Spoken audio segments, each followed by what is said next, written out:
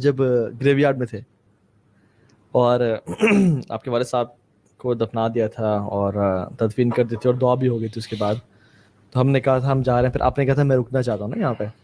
So since our topic is grave, the life of grave, and then قیامت کا دن, the day of judgment as well, جس کے بارے میں بات کریں گے.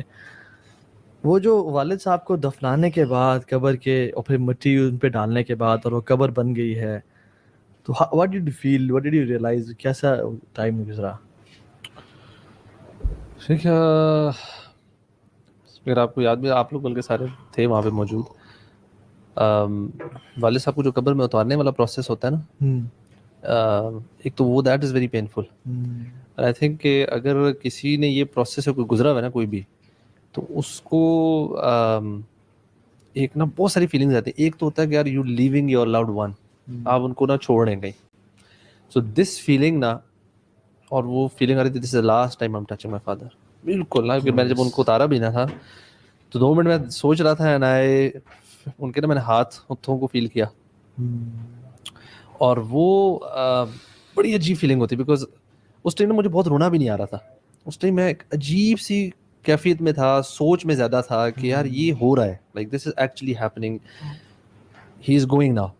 اور ابھی آخری سیکنڈز ہیں, and I just spend like a few extra seconds there, and then I told myself that's it. پھر میں باہر, پھر ہم نے آخری جو ہوتے ہیں مٹی ڈالنا چیزیں, اور جیسی جب وہ دعا کرائی گئی, دعا کے بعد جو وہ ساری فیلنگ تھی نا, دیٹس وین اٹ ریئلی ہٹ می کہ بھائی ہو گیا.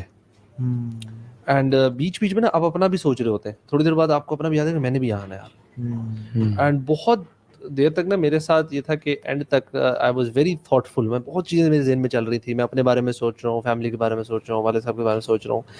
ایموشنلی میں ابھی اتنا نہیں ہوا تھا, but when people started to leave, when دعا واز میڈ, جب سب ہو جاتا ہے نا, اس کے بعد پھر آپ کو بڑی زور کا ہٹ کرتا ہے کہ یار یہ ہو گیا ہے, دس از اٹ ناؤ, اور یہ میرے ساتھ بھی ہونا ہے.